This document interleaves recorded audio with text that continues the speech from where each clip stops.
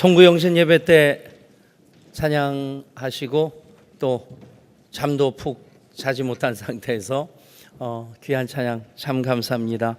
오늘 주신 하나님 말씀은 이사야서 6장 1절부터 8절까지 말씀입니다. 구약성경 이사야서 6장 1절부터 8절까지 기록된 하나님 말씀을 제가 받들어 읽습니다. 우시야 왕이 죽던 해에 내가 본즉 주께서 높이 들린 보좌에 앉으셨는데 그의 옷자락은 성전에 가득하였고 스랍들이 모시고 섰는데 각기 6 날개가 있어 그 둘로는 자기의 얼굴을 가리었고 그 둘로는 자기의 발을 가리었고 그 둘로는 날며 서로 불러 이르되 거룩하다 거룩하다 거룩하다 만군의 여호와여 그의 영광이 온 땅에 충만하도다 하더라. 이같이 화답하는 자의 소리로 말미암아 문지방의 터가 요동하며 성전의 연기가 충만한지라. 그때 내가 말하되 화로다 나여 망하게 되었도다. 나는 입술이 부정한 사람이요 나는 입술이 부정한 백성 중에 거주하면서 만군의 여호와이신 왕을 배웠음이로다 하였더라. 그때 그 스랍 중의 하나가 부젓가락으로 제단에서 집은 바 핀 숯을 손에 가지고 내게로 날아와서 그것을 내 입술에 대며 이르되 보라 이것이 내 입에 닿았으니 내 악이 체하여졌고 내 죄가 사하여졌느니라 하더라. 내가 또 주의 목소리를 들으니 주께서 이르시되 내가 누구를 보내며 누가 우리를 위하여 갈꼬 하시니 그때 내가 이르되 내가 여기 있나이다 나를 보내소서. 아멘. 2017년 우리 교회의 주제는 나를 사용하소서입니다.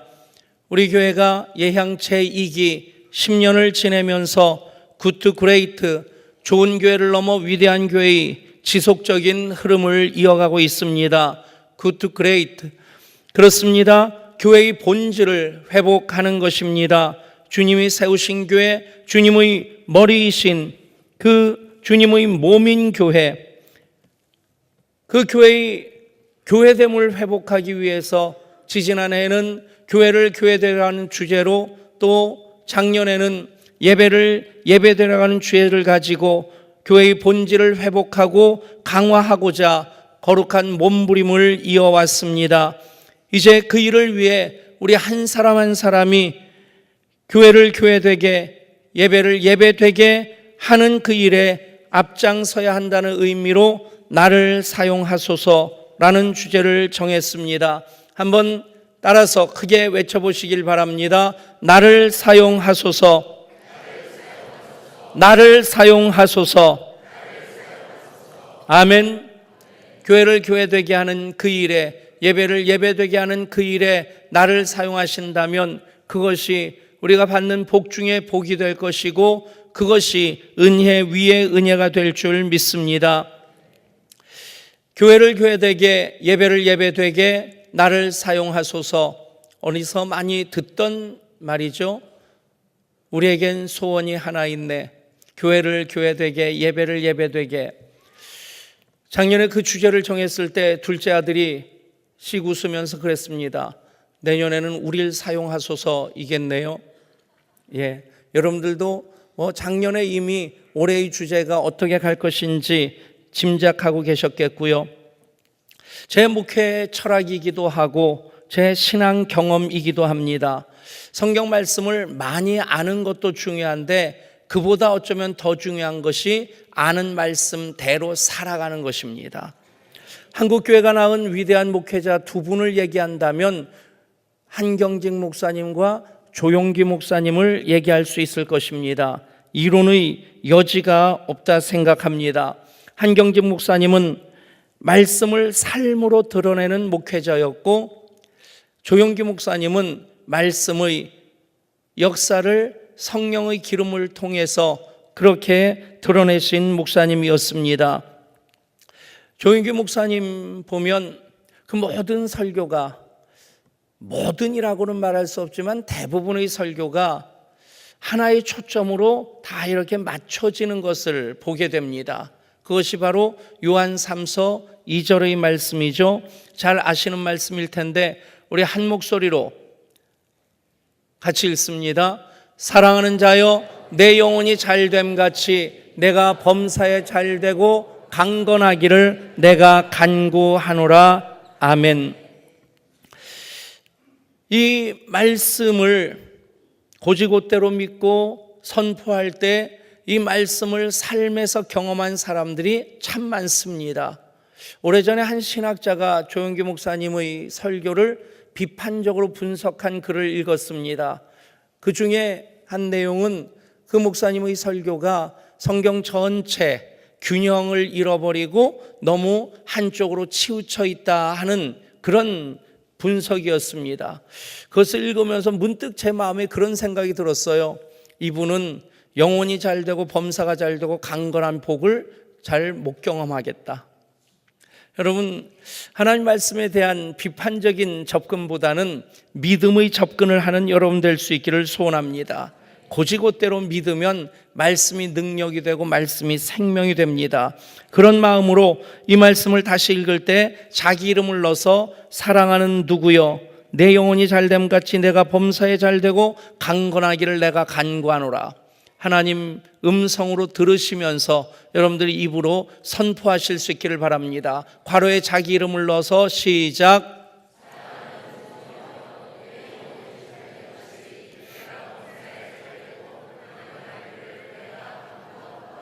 아멘. 그렇습니다. 이 말씀대로 여러분들의 영혼이 잘되고 범사가 잘되고 강건하기를 기묘자이신 우리 주님 예수 그리스도의 이름으로, 전능하신 하나님이시며 영존하신 아버지이신 우리 주 예수 그리스도 이름으로 축복합니다. 그 복을 우리들에게 주시는 이유는 또다시 초점을 분명히 해야 될 이유가 있는데, 바로 교회를 교회되게 하고 또 예배를 예배되게 하는 그 일을 위해서라는 사실입니다. 나를 사용하시고자 하나님께서 영혼이 잘되게 하시고 범사가 잘되게 하시고 강건하게 해주셨음을 믿으시기를 바랍니다.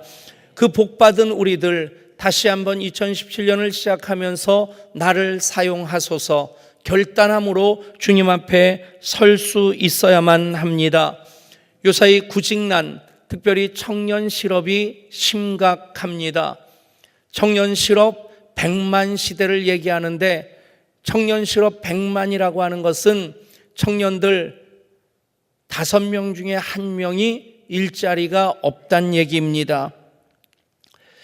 그래서 번듯한 직장 하나 나오면 경쟁률이 100대 1 넘는 것은 예사롭고, 서류 면접에서 탈락되고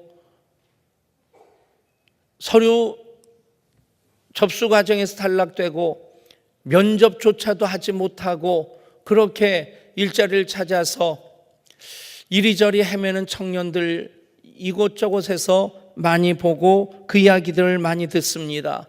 그런데 아이러니하게도 그 직장 책임자들의 얘기를 들어보면 쓸만한 사람 찾기가 참 어렵다, 그런 얘기를 합니다. 그래서 생겨신 새로운 직종이 있죠. 헤드헌터라는, 쓸만한 사람들, 그 사람들을 또 필요한 곳으로 연결시켜 주면서 그 수수료 가지고 먹고 사는 사람들입니다. 숨어있는 인재를 발굴하기 위해서 애쓴다는 것은 그만큼 번듯한 기업들마다 쓸만한 사람 찾기가 쉽지 않다는 얘기입니다. 일반적으로 기업에서 찾는 사람 3C형의 사람을 찾는다고 합니다. 첫 번째가 캐릭터, 성품을 얘기하고, 두 번째가 일 처리 능력, 컨피던스를 얘기하고, 세 번째가 이제 소명감, 커미트먼트를 얘기를 합니다. 여러분, 그렇게 보면 하나님께서 찾으시는 사람들에게도 이 3C가 있어야 됩니다. 하나님의 마음을 가진 그 하나님의 성품을 담은 사람들, 성령의 열매는 다 성품입니다. 그리고 그것을 수행할 수 있는 능력이 또 있어야 되겠고, 또 그것을 이루고자 하는 뜨거운 열정, 헌신의 마음이 있어야만 합니다. 하나님께서는 하나님의 일을 하실 때 언제나 사람들부터 찾으십니다. 이스라엘을 해방시키는 그 일을 위해서는 모세를 부르셨고요. 또한 새로운 민족, 약속의 민족을 세우시기 위해서는 아브라함부터 부르셨고, 예수님도 공생의 사역, 수많은 기적을 행하시고 주옥 같은 생명의 말씀을 수없이 선포하셨지만, 예수님 하신 일들 중에 가장 중요한 일, 그것은 12 제자를 선택하는 일이었습니다. 오늘 본문은 선지자 이사야가 하나님의 부름을 받는 이야기입니다. 1절 말씀 보면 우시야 왕이 죽던 해라고 나와 있습니다. 우시야 왕, 우리나라 역사 속에서 어떤 왕일까 생각해 보면 세종대왕이나 광개토 대왕 정도, 나라를 굉장히 융성시킨 왕이었습니다. 그런데 그 왕이 죽었다, 나라의 위기란 얘기입니다. 죽게 된 이유가 뭡니까? 그가 능력이 있어서 나라를 융성시켰는데 하나님 앞에 교만해져서 끝내는 문둥병에 걸려서 죽게 되죠. 하나님과의 관계도 어그러지기 시작했고, 더더군다나 왕으로서 그렇게 나라를 국운을 융성하게 했던 그 왕도 죽었습니다. 어쩌면 요즘 대한민국의 상황과 많이 흡사하다 생각합니다. 그때 하나님께서는 사람을 찾으십니다. 그 나라를 다시 제사장 나라로 세우시고 그 나라를 통해서 하나님 구원의 역사를 이어가고자 사람을 찾으시는데, 그 사람이 바로 이사야였다는 것입니다. 그 일을 이루는 과정을 보면 이사야서 6장의 말씀은 이사야가 성전에서 본 환상의 내용을 기록하고 있습니다. 하나님께서 높은 보좌에 앉으셨고 그 옷자락이 성전에 가득합니다. 하나님 보좌 주변에는 스랍들, 곧 천사들이 하나님을 수종 들고 있습니다. 그 모습 보면 얼마나 그 영광으로 충만한지, 그 천사들이 거룩하다 거룩하다 거룩하다 만군의 여호와여, 그의 영광이 온 땅에 충만하도다. 성전 문틀이 요동하고 하나님의 영광의 구름, 그 구름이 가득 차게 됩니다. 찬양 흥곡에 그 장면이 다 담겨져 있다 생각합니다. 주께서 높은 보좌에 앉으셨는데 그 옷자락은 성전에 가득하도다. 천사들이 모여서 서로 창화하여 외치니 그 소리는 성전에 가득하도다.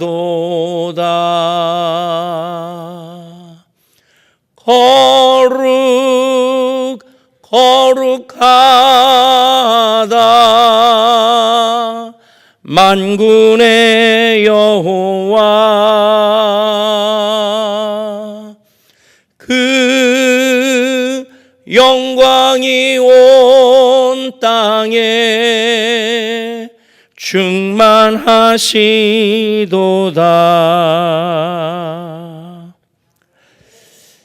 하나님의 영광이 온 땅에 충만한, 천사들이 거룩하다 거룩하다 거룩하다 만군의 여호와여. 이사야가 본 그 환상의 내용, 우리 식으로 얘기하면 교회가 교회된 모습입니다. 예배가 예배되어서 하나님이 그 가운데 임재하시고 그 영광으로 가득 채워주시는 그 모습입니다. 예배 가운데 임재하신 하나님을 만났을 때, 그 영광으로 충만한 교회를 보았을 때 이사야는 무릎을 꿇습니다. 화로다 나여 망하게 되었도다.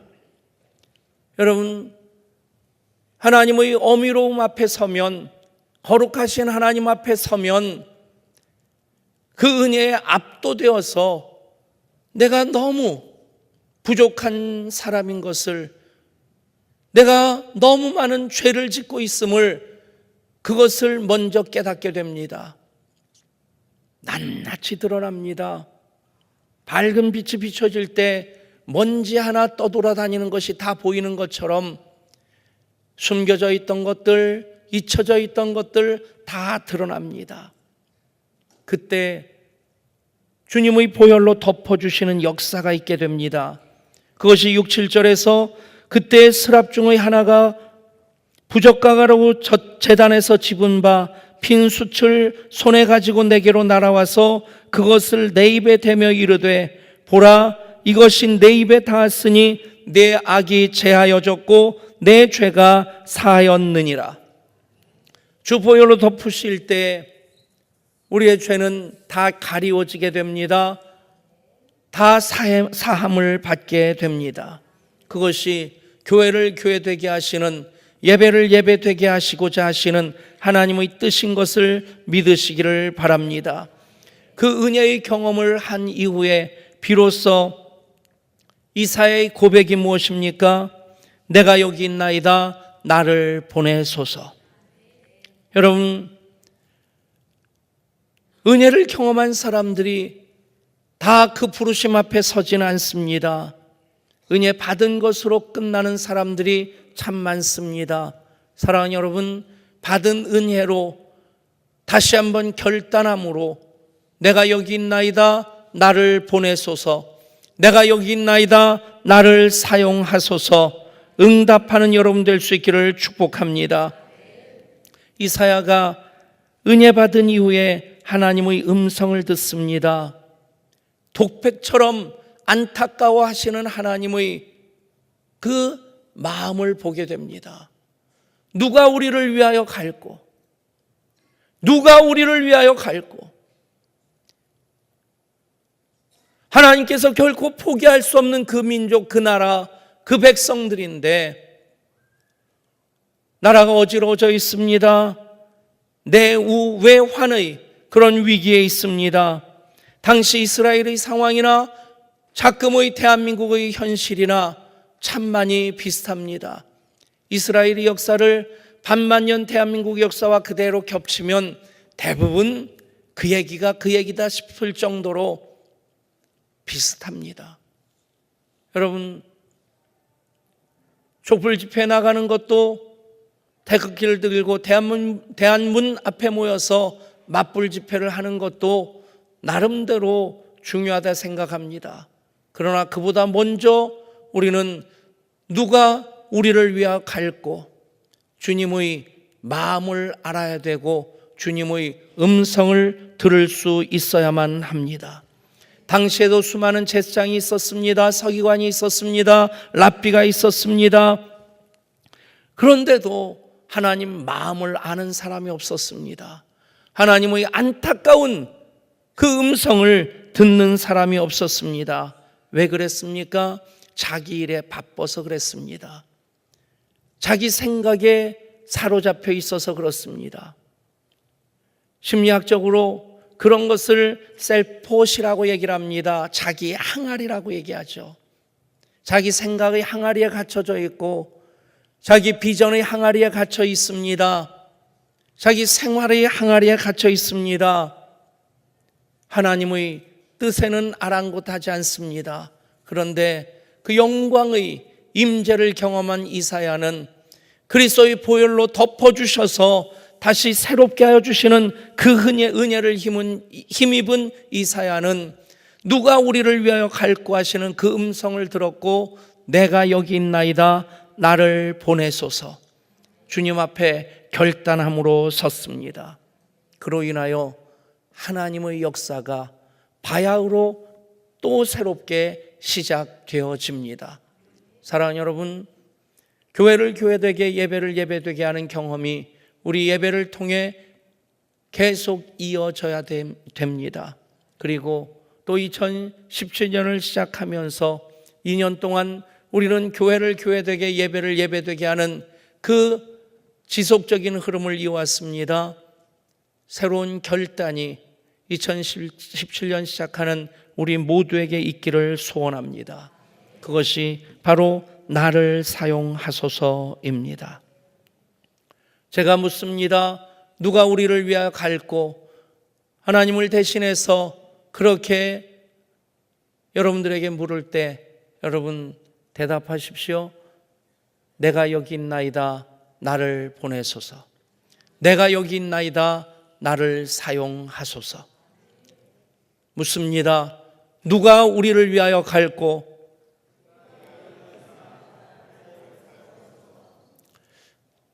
갈 사람이 많지 않은 것 같습니다.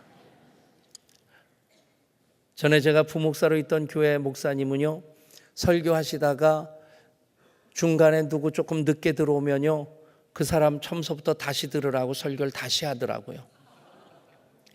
대답 안 한 분들을 위해서 본문을 읽는 것부터 다시 시작할까요? 다시 묻습니다. 누가 우리를 위하여 갈고? 아멘.